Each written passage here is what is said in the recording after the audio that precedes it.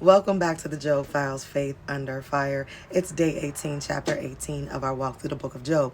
If this is your first time, thank you so much for tuning in. And I hope you're reading the book of Job, right? And if you are, go back through day 1 through 18 and watch these videos and share them and enjoy. Look, I got my baby in the background, so if you hear some noise, it's okay. But listen, let's get to jump into 18 because this is powerful just like all the rest of them. In chapter 18, we hear once again from his friend, his homie, Job's homie, Bildad. This guy, he doesn't disappoint yet again.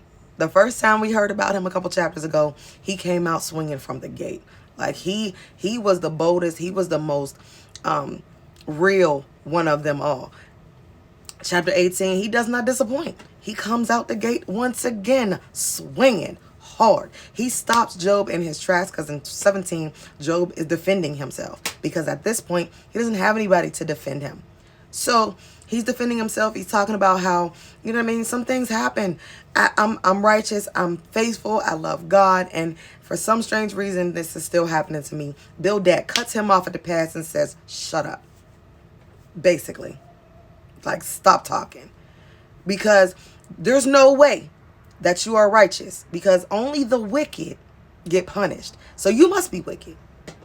You must have been hiding something from us all this time. You must have been the one that was faking it to make it, and you ain't make it because God took everything from you and your health is failing. So what the heck are you talking for? Just be quiet because you're not the stand-up, righteous, faithful person that you claim to be. Period. And so this chapter isn't really about Job anymore. It really isn't. It's really about Bildad defending his belief system, even if it means crushing a hurting friend. If you've ever been through something and the person, your friend, your homie who's supposed to know you the best, comes at you without being loving, without being comforting, and they just come out the gate and they're like, explaining away your pain, that's a problem. Telling you to they crushing your pain. You know what? Just be quiet. Stop talking. My son's in the background, y'all. Just be quiet. Stop talking because guess what's going to happen? You're talking for nothing. You're going through because this is what's happening. Explaining your pain away. They don't say, I know you're hurting. But Bildad does not tell Job, I know you're hurting. I know you're going through something. He's just like, you're wicked. This is why it's happening. You're not righteous. You're a liar, basically. And so what's actually happening in this chapter is Bildad paints a terrifying poetic picture of what happens to the wicked. I got my notes with me, y'all. Y'all know. Their light is extinguished.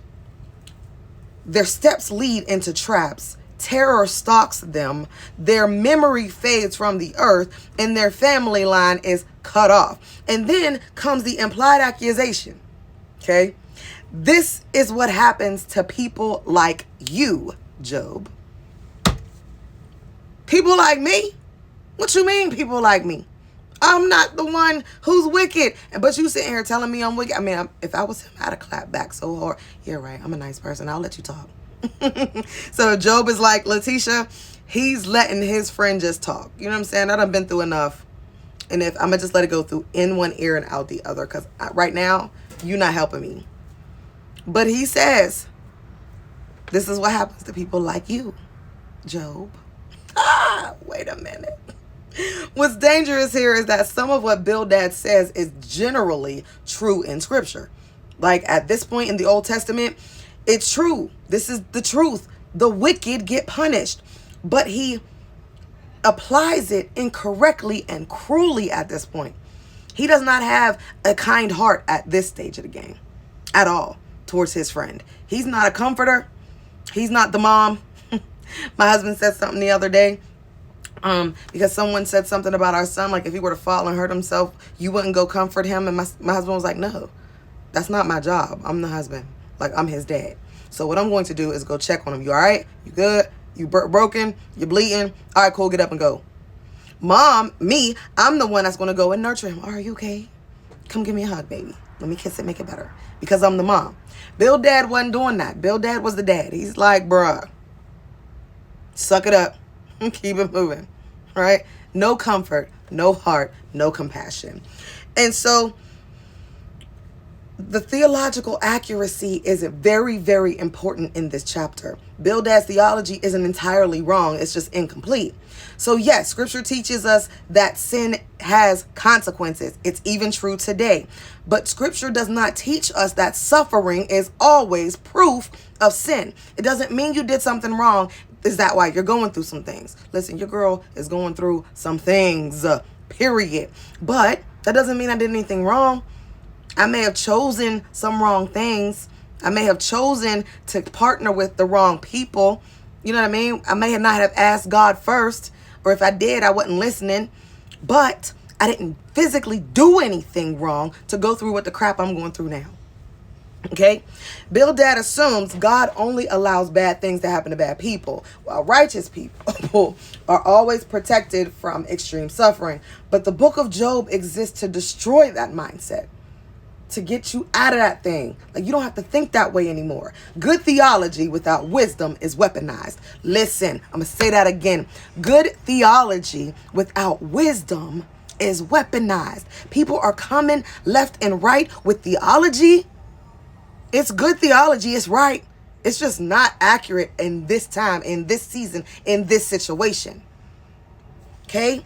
And so, why is Bildad wrong? Like, why is this man wrong? He makes 3 major mistakes. He speaks at Job, not with him. Okay, he's not listening. He's lecturing. He's giving a monologue. He's giving a dissertation.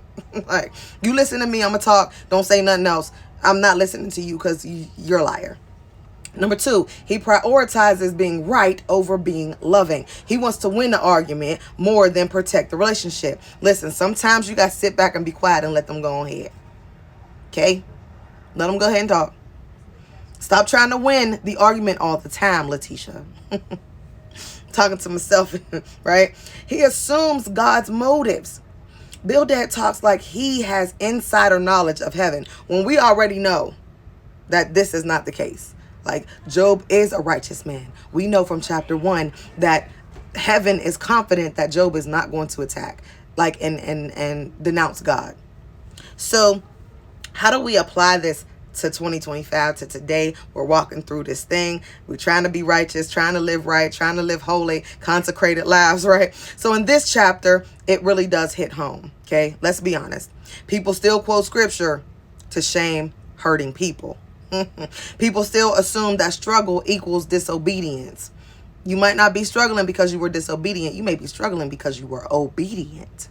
Right? People still say if you'd have had more faith, then you was praying, but your prayer ain't get to heaven because maybe you're not righteous. Say what? Maybe that's not God's will.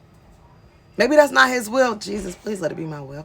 Maybe your will. And maybe it's not God's will for your life. Maybe it's not his purpose for you. Right? It ain't got nothing to do with faith. Not this situation, my little guy. He's here. He might jump in the frame. Okay. Job 18 warns us. Do not turn biblical principles into blanket judgments. You can't judge people based off of what you see and hear. Okay. Do not explain away someone's pain just to protect your theology. Don't do that. Your theology may be right, just not for this season. Okay. Sometimes people don't need answers. They need presence. Shut up and listen. Listen to people. And don't listen to respond. Listen to understand. All right. Jesus, my God. So here's the thing. You can know scripture. You can go to church. You can speak the truth. You can preach the word. You can sing the songs. You can do all these things and still completely miss the heart of God. Miss it. Clearly miss it because you didn't pray and ask God to tell you nothing. So I have a couple questions that you can ask yourself as reflection. Okay. Have I ever assumed someone's struggle was their fault? Number 2, do I listen to understand or listen to respond? Number 3, am I more committed to sounding spiritual than being Christ-like? Meet me back tomorrow for chapter 19. It gets real. See y'all later.